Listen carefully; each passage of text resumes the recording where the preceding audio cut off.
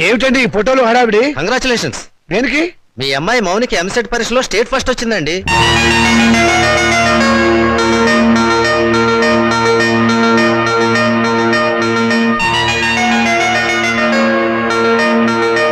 No, అబద్ధం.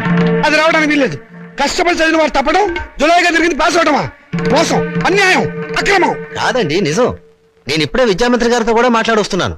అమ్మాయి number front పేజీలో వేశారు, కావాలంటే చూడండి. ప్రెస్ వాళ్ళు కూడా వచ్చారు అమ్మాయిని ఇంటర్వ్యూ చేయడానికి. మేడం, ఎంసెట్ లో స్టేట్ ఫస్ట్ వచ్చినందుకు మీరు ఎలా ఫీల్ అవుతున్నారు? ఆడదానికి చదువు అవసరమని గుర్తించిన నాన్నగారు నాకున్నారని గర్వపడుతున్నాను. మీ నాన్నగారు మిమ్మల్ని బాగా ఎంకరేజ్ చేసేవారా? ఎంత చేసేవారో నాకు తెలుసు, ఆయనకు తెలుసు. పాపం ఆయన ఎప్పుడు ఇందిరాగాంధీని ఆదర్శంగా తీసుకోమంటారు. మీరు అభిమానించేవాళ్ళు మేడం? నన్ను ద్వేషించేవాళ్ళు. చివరగా మేడం, మీ జీవితాశయం ఏమిటో చెప్తారా? పెళ్ళి. పూల మొక్క నీ భవిష్యత్ ఏమిటి అని అడిగితే ఏం చెప్తుంది? తోటమాలిని అడగమని మౌనంగా చూస్తుంది.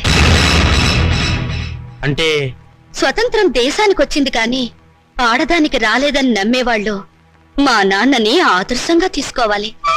ఎందుకంటే చదువుకోవాలనే పంతం నాలో పెంచింది మా నాన్న. తలంటు పోసి మూలన కూర్చోబెట్టి చాదస్తపు భావాలను గుర్తు చేసే ఆయన ఓ విప్లవ విచిత్ర తండ్రి. మేడం, స్టేట్ ఫస్ట్ వచ్చిన మీరు? డాక్టర్ చదువుతాను. కనపడే రోగాలు కనపడని రోగాల్ని బాగు చేస్తాను. మీ ఇంటర్వ్యూ అయిపోయిందా? ఇక దయచేయండి. అమాయకుడు పొద్దున్నే దొరికాడు. ఈసారి కనిపిస్తే నవిలేస్తా. ఏమిట్రా బాబాయ్, పొద్దున్న ఏమన్నా నవ్వులుతున్నావు? షటప్. నీ మీద పోలీస్ కంప్లైంట్ ఫైల్ అయింది.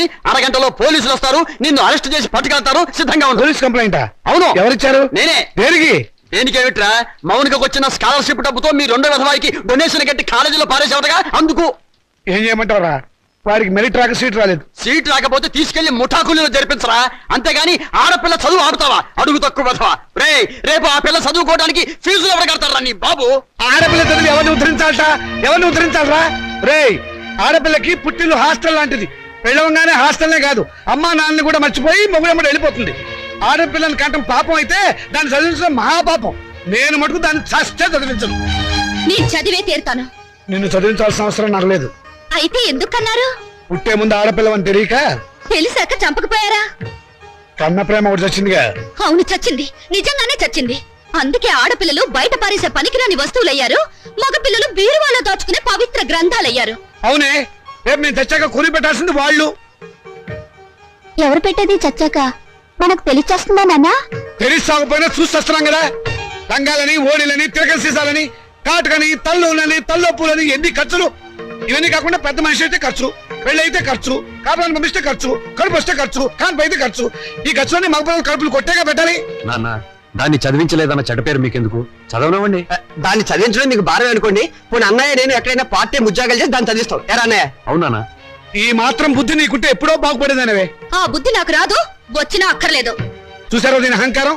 దీనికి పెళ్లి చేస్తే మొగుడితో కాపురం చేసి ఎందుకంత రోషం వచ్చింది? నిన్ను 18 ఏళ్ళు పెంచి పోషించిన నాకే ఎదురు తిరుగుతున్నావే, నాకెంత రోషం రావాలి? చదివించాలి కానీ హ్యాపీ. అయితే నాకు పెళ్లి చేయండి. నాకు అంటే మా ఇద్దరికి అన్నమాట ఒక పని అయిపోతుంది.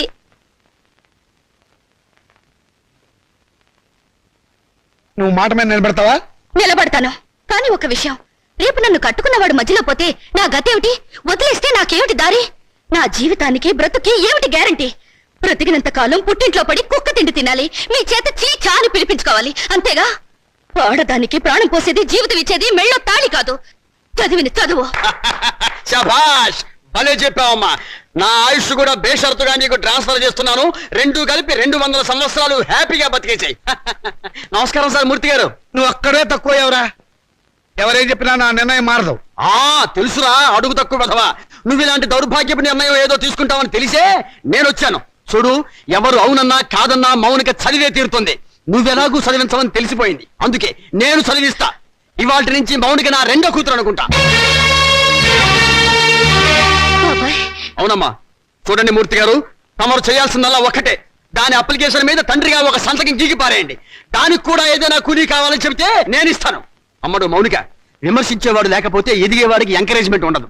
వాడి తిట్లు చీవాట్లు నీకు విటమిన్లు ప్రోటీన్లు అనుకో. వాడు నిన్ను కాదు అనడమే నీ ఎదుగుదలకు మంచిదారి.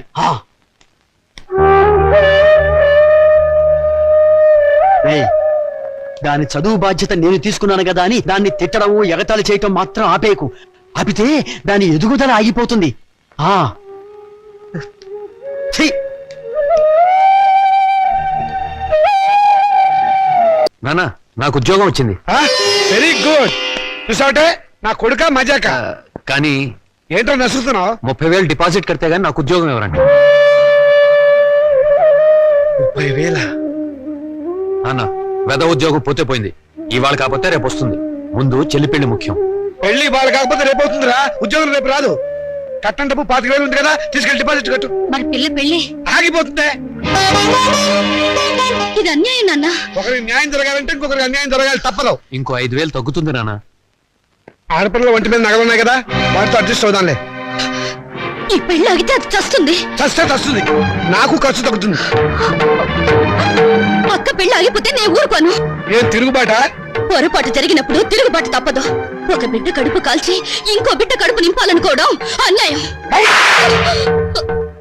ఒంటెల మీద కొట్టినప్పుడే ఓర్చుకున్నాను, ఈ చెంపదెబ్బ భరించలేనా? పాపం పిచ్చిది, పెళ్లి మీద ఆశలు పెట్టుకుంది. ఈ పెళ్లి ఆగితే దాని గురించి లోకం ఎన్ని రకాలుగా మురుగుతుంది. అమ్మాయి అన్నది నిజమే కదండి. ఇది ఆడవాళ్ళ రాజ్యం కాదు, నా రాజ్యం, నా కొడుకుల రాజ్యం. నోరు మూసుకో. ఏ తప్పు మాట్లాడిందని నోరు మూసుకోవాలి? మీ అధికారం అహంకారం మా స్వేచ్ఛని ఎంతకాలం ఇలా చంపుతాయి? ఏ మగపిల్లలతో సమానంగా బతికే హక్కు కూతుళ్ళమైన మాకు లేదా? లేదు. ఎందుకు లేదు? ఇలాంటి పిచ్చి ప్రశ్నలు అడిగే రోజులు వస్తాయనే ఆ రోజుల్లో ఆడపిల్ల పెద్ద మనిషి కాకుండానే పెళ్లి చేసేవారు. ఒకరు సస్తే సగామనం చేయించేవాళ్ళు, చేయకపోతే గుండు గీసి ముసుగేసి మూల కూర్చోబెట్టేవాళ్ళు. అంతెందుకు, మనకి 2 చేతులు ఉన్నాయి. కుడి చేతుకున్న విలువ ఎడమ చేతుకుందా? లేదు. ఒక శరీరంలో బాగలేక ఎంచేత జీవితంలోనూ అంతే. కొడుకున్న విలువ కూతుళ్ళకి లేదు. మాకు జవసత్వాలు ఉడిపోతే మా నోట్లో ఇంత జావ పోసేది కొడుకు. రేపు చస్తే కొరువు పెట్టేది కొడుకే, బూడిద ఎత్తిపోసేది కొడుకు, పిండాలు పెట్టేది కొడుకు, ఆఖరి పున్నామ నరక నుంచి తప్పించేది కొడుకే. అది పిచ్చి నమ్మకం. మీ వీప్ మీద ఎన్ని పుట్టుమచ్చలున్నాయో మీరు చూసారా? చూడలేరా? కానీ పున్నామ నరకం చూసినట్టు మాత్రం మాట్లాడతారు. పెట్టిన పిండాన్ని ఆడకాకులు మగకాకులు కలిసే తింటాయి. కాకులకున్న స్వతంత్రం కూడా మాకు లేదా? కాకులు పితృదేవతలైనప్పుడు కన్న కూతుళ్ళు కావలసిన వాళ్ళు కారా? అయితే నాకు పెళ్లి కాదా? ఏడిస్తే వాళ్లకు మరీ చులకనగా ఉంటుందక్క. కన్నీళ్లు తుడుచుకో. పరిస్థితి అర్థమైందిగా. నా మాట విను. మళ్ళీ కాలేజీలో చేరి చదువుకో. చదివించడానికి నా దగ్గర లంకె బిందెలు లేవు. ఉన్నా దాంట్లో ఉన్న బంగారం అంతా మీ కొడుకులకి ఇవ్వండి. ఆ ఖాళీ బిందులు మాకిస్తే మేము నీళ్లు మోసుకుని బ్రతకడానికైనా పనికొస్తాయి. మౌనిక, అక్కడ నేను చదివించుకుంటానులేండి. చూడండి రామచంద్రయ్య గారు, మా అమ్మాయిని మీ అబ్బాయికి ఇచ్చి చేయడంలో ఏం అభ్యంతరం లేదు. కానీ ఏమిటి మీ సందేహం చెప్పండి. మీ రెండో అమ్మాయిని మా ఏకైక కుమారుడికి ఇచ్చి చెయ్యాలి. అంతకంటే మహద్భాగ్యమా? తప్పకుండా చేద్దామండి. అయితే ఒక విషయం, మా వాడికి కొంచెం పిచ్చుంది. ప్రస్తుతం వాడు పిచ్చాసుపత్రిలో ఉన్నాడు. అయినా సరే మీరు ఈ పెళ్లికి ఒప్పుకుంటేనే మా అమ్మాయి మీ ఇంటికి వాళ్ళు అవుతుంది. దాందే ఉందండి, గొప్ప గొప్ప మేధావులందరూ అలాగే ఉంటారు. అంతెందుకు, పాత అర్థాంగ సినిమాలో అక్కినేని నాగేశ్వరరావు పిచ్చుంటే సావిత్రి మార్చుకోవాలా? అంతెందుకు ఈ మధ్య వచ్చిన ఆపద్బాంధవుడు చిత్రంలో ఆ హీరోయిన్ అదే మీనాక్షి శేషాద్రిని ఆ హీరో ఎవర్రా? చిరంజీవి గారు అచ్చు నాలాగే ఉంటారు. అచ్చు మావాడిలాగానే ఉంటాడు, మార్చుకోవాలా? అలాగే ఇది. నాన్న, అవి సినిమాలు, జీవితం కాదు. జీవితాలు చూస్తే సినిమాలు తయారు చేస్తారు. నువ్వు నోరు మూసుకో. నోరు మూసుకుని ఇన్నాళ్ళు బ్రతికాను. మౌనిక, చూడండి సార్, మాకు తండ్రి లేడు. ఆయన దేశాల మీద పోయాడు.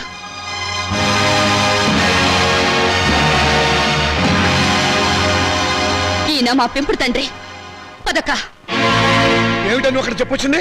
నేను దేశాల మీద పోయానా? ఇంకా నయం, బ్రతికే ఉన్నామని చెప్పినందుకు సంతోషించు. మౌనిక, ఆగండి. స్వార్థం కోసం ఆడదాన్ని కాళ్ళు చేతులు నరికి తందూరి పొయ్యిలో తగిలిపెట్టిన మహానుభావుల జాబితాలో మీ పేరు కూడా చేరిపోవాలంటే ఆ పిచ్చివాడికిచ్చి పెళ్లి చేసే బదులు డబ్బా కిరసనాలు పోసి తగలబెట్టండి. ఖర్చైనా మిగులుతుంది. ఎప్పుడు కొడుకుల భవిష్యత్తు గురించి ఆలోచించారే గాని మా ఆవేదన గురించి పట్టించుకోలేదంటే కూతుళ్ళుగా మేము చేసిన పాపం ఏమిటో చెప్పండి. ఈ సంసారాన్ని నిలబెట్టేది నా కొడుకుల భవిష్యత్తే గాని మీ పెళ్లిళ్ళు కాదు. మాకు పెళ్లిళ్ళు అవసరమని మేమెవరితోనన్నా లేచిపోతే బయట ఏడ్చి కట్నం ఖర్చు తగ్గినందుకు లోపల సంతోషపడతాను. శభాష్. కూతుళ్ళు లేచిపోవడానికి తగిన సలహాలు ప్రోత్సాహం ఇచ్చే నీలాంటి తండ్రి ఊరికి ఒక్కడుంటే చాలు. దేశంలో ఈనాడు వరకట్న సమస్య ఉండేదే కాదు. నీ కొడుకు సుఖం కోసం నన్ను పిచ్చివాడికిచ్చి పెళ్లి చేయాలనుకున్నావు. ఇదే అమ్మ పిచ్చిదైతే నువ్వు చేసుకునేవాడివా? నువ్వు పిచ్చివాడివైతే ఇన్నాళ్ళు అమ్మ నీతో కాపురం చేసేదా? ఏంటే నాన్నగారికి ఎదురు సమాధానం చెప్తున్నావు? చెప్పుతో కొడతాను, జాగ్రత్త. చెప్పులు నాకు ఉన్నాయి. ఎందుకే గొడవలన్నీ లోపలికి రా. ఆడపిల్లలు ఇంట్లో కూర్చుని ఏడ్చే రోజులు ఎప్పుడు పోయాయమ్మా? మగపిల్లలు ప్లస్లు, ఆడపిల్లలు మైనస్లు అనుకునే ఇలాంటి వాళ్ళను నట్టింట్లో నిలదీసి అడిగే రోజులివి. నట్టింట్లో కాకపోతే నడు రోడ్డు మీద నిలబడవే. నువ్వు అర్ధరాత్రి వరకు ట్యూషన్ల పేరుతో ఎవరెవరితో తిరుగుతున్నావో, ఏ లాడ్జీలో కుదురుతున్నావో ఎవరు తెలుసు?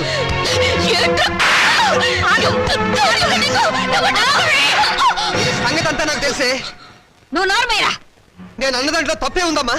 దీని చెడుతురులకు రేపు కడిపైతే తలదించుకోవాల్సింది మేము. విన్నావమ్మా? వీడు నేను చెడిపోయానంటున్నాడు. ఆడపిల్ల తన దాపరికాలు తల్లి దగ్గర దాచదు కదమ్మా. నేనెంత మందితో తిరిగాను, ఎంత బాగా చెడిపోయానో నువ్వే వీడికి చెప్పమ్మా. మౌనిక, వీళ్ళు నీ కొడుకులే కదూ.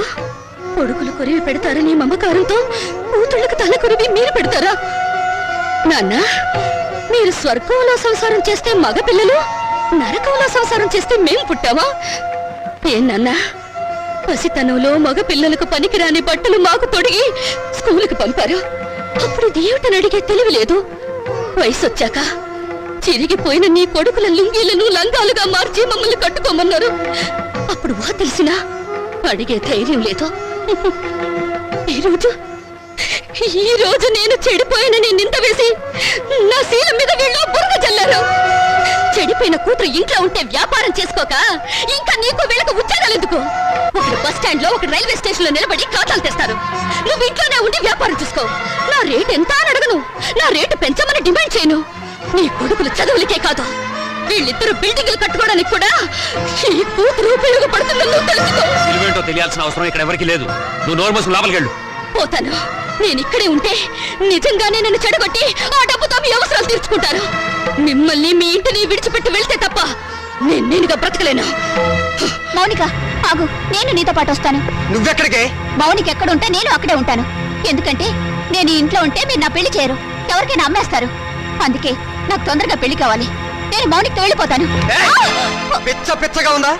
గడప దాటావంటే కాళ్ళు చేతులు నరికేస్తాను, జాగ్రత్త. ప్రాణాలు తీస్తావన్నా భయపడా.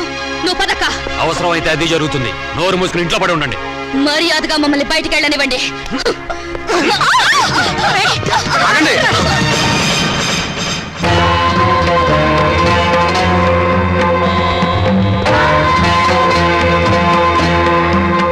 నువ్వా? ఎక్కడికి ఎందుకు వచ్చావు? దుష్ట శిక్షణ కోసం, స్త్రీల రక్షణ కోసం. ఛా, నువ్వేమైనా కృష్ణ పరమాత్ముడువా? అయితే నీకున్న గోపికలో దీని నంబర్ అంతా?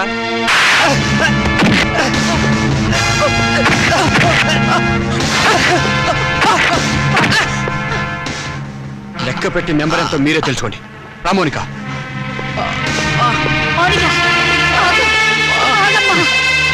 తీసుకెళ్ళి బాబు. మా దరిద్రం వదిలిపోతుంది, పీడ విరగడైపోతుంది. కానీ ఒక్క విషయం గుర్తుంచుకోండి, బిడ్డలని మమకారం మా మీద మీకు లేకపోయినా తల్లిదండ్రులనే గౌరవం, బాధ్యత మాకున్నాయి. ఎప్పటికైనా మిమ్మల్ని ఆదరించడానికి మీరు కాదన్న ఈ కూతురు ఉందని మీరు మర్చిపోకండి.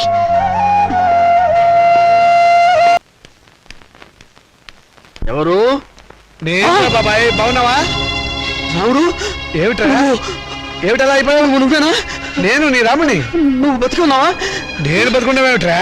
నేను మాట్లాడుతుంది. అవును, ఇట్లా ఇట్లా కూర్చో కూర్చో కూర్చో చెప్తా. రే, నువ్వు చచ్చిపోలేదా? నేను చచ్చిపోవడమేట్రా? పెద్ద చోకు నువ్వు. రే, నీలాంటి స్నేహితుల అభిమానం, నీ చెల్లెల సౌభాగ్యం, నా కొడుకుల అనురాగం ఉన్నంత వరకు చావు నా దగ్గర రానే రాదురా. నిజంరా, నువ్వు చచ్చిపోయావని తెలిసి బాధపడ్డాను. ఇప్పుడు నువ్వు బతుకున్నావని తెలిసి మరీ బాధపడుతున్నాను రా. ఏమిట్రా? ఏమైంది? ఇంకా ఏం కావాలరా? బతుకున్న తండ్రి చచ్చిపోయాడని చెప్పి డెత్ సర్టిఫికెట్లు చూపించి సాక్ష్యం కోసం పిండాకుడు కూడా పెట్టదని కొడుకులు తండ్రి మాట సవదాటని ఆ శ్రీరామచంద్రుడు కూడా దాటిపోయి చరిత్ర సృష్టించారా.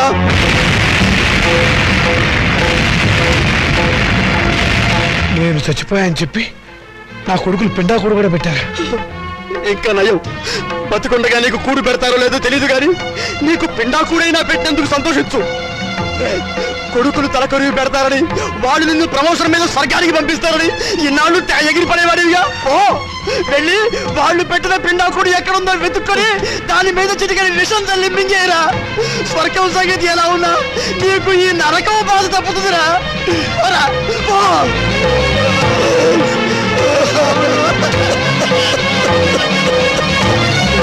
మన ఇల్లు కూడా అమ్మేసి రేయ్! నేను చచ్చినట్టు దొంగ సర్టిఫికెట్ సృష్టిస్తారా? నా పీఎఫ్ నా పెన్షన్ తీసేసుకుంటారా మిమ్మల్ని? ఏ నువ్వు చావా? రేపు నువ్వు చేస్తే పిఎఫ్ మాకెవరా? ఎప్పుడు బ్రతికుండడానికి నువ్వు ఆయన అమృతం తాగేవా? నోర్మై! మిమ్మల్ని అరిగి పారేస్తాను, చంపి పారేస్తాను. వదులు. కొడుకురా! కాదురా! నా భార్య చాలానికే తీసేశాను. తీద్దాం.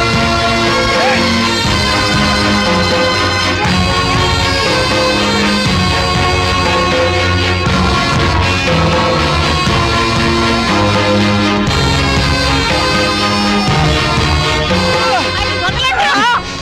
ముసలాడివి నీకే ఇంత ఆవేశం ఉంటే గుర్రాల్లో మాకెంత ఉండాలి? ఎరగబడి కొట్టే చస్తావా నాగం. పట్టిల్లారా!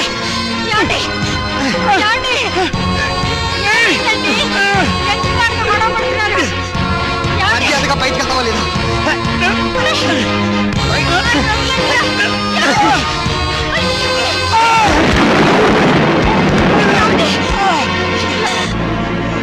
దౌర్భాగ్యులారా, ఈయన జీవితం అంతా సంపాదించింది మీకే దారిపోసారు కదరా. ఎందుకురా మీ నాన్నను మోసం చేశారు? లేకపోతే మమ్మల్ని మోసం చేస్తారని. లోకులు కాకులై కూస్తే రేపు మీ మనసు మరి మీ కూతురికి ఆస్తి పంచాలనే ఆలోచన మీకొస్తే మాకు అదేం కావాలి? అందుకనే మిమ్మల్ని కావాలని తీర్థయాత్రలకు పంపించి ప్రపంచం దృష్టిలో మీరు చచ్చారని నమ్మించాం. ఓరి పాపాత్ములారా, అందుక మమ్మల్ని తీర్థయాత్రలకు పంపింది. లేకపోతే తీర్థయాత్రలకు వెళ్ళి పుట్టెడు పుణ్యం మూట కట్టుకొస్తారానా?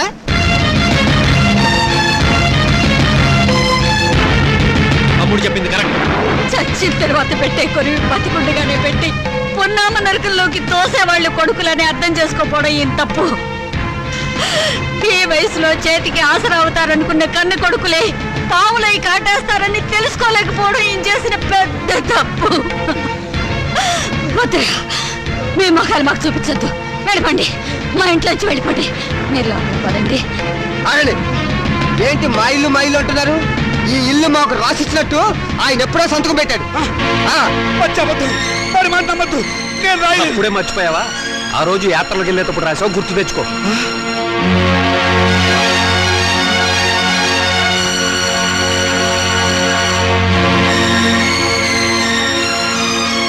సీత, నీ కొడుకులు పెద్ద కుట్ర చేశారు, నమ్మించి మోసం చేశారు. ఏంటి ఏదో పెద్ద మోసం చేసినట్టు మాట్లాడతారు? మర్యాద కుక్కలా ఒక మూలం పడి ఉండండి. ఇంత పిండం పడేస్తాం. చేస్తే సంవత్సరానికి ఒకసారి పిండం పెట్టాలి. బతుకున్నారు కాబట్టి రోజుకు 2 సార్లు పిండం పడేస్తాం. ఎందుకంటే మమ్మల్ని కని చచ్చారుగా. ఏయ్! ఏయ్ సీత! మిమ్మల్ని!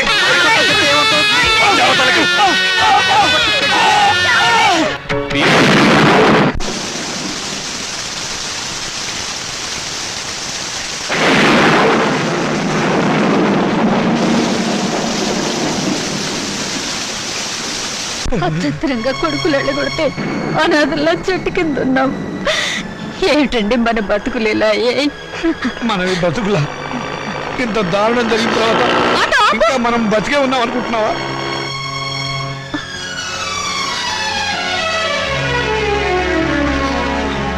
అమ్మా, నాన్న, మీరిక్కడ ఏం జరిగింది? మీ అన్నయ్యలు మమ్మల్ని వెళ్ళగొట్టారమ్మా. మరి నేను గుర్తుకు రాలేదా అమ్మా? ఈ కూతురింటికి రావాలనిపించలేదా నాన్న? ఇంకా మమ్మల్ని క్షమిస్తున్నావా తల్లి? వద్దమ్మా, వద్దు. ఏం మాటలు నాన్న ఇవి? నేను మీకు చేసిన అన్యాయానికి కూతురు నన్నేగా రానంటున్నారు. ఇదే కొడుకైతే ఇలా అనగలరు. వద్దమ్మా, ఆ పదమే ఉచ్చరించకమ్మా, నేను భరించలేను. అయితే పదండి నాన్న, కూతురుగానే మిమ్మల్ని నా ఇంటికి తీసుకెళ్తాను. నా కడుపులో పెట్టుకుని కాపాడుకుంటాను. కానీ పెంచిన మీ ఇద్దరి రుణాన్ని తీర్చుకుంటాను. ఇక నుంచి నేను మీ కన్న కూతుర్ని కాదు, కన్న తల్లిని. మీరే నా బిడ్డలు.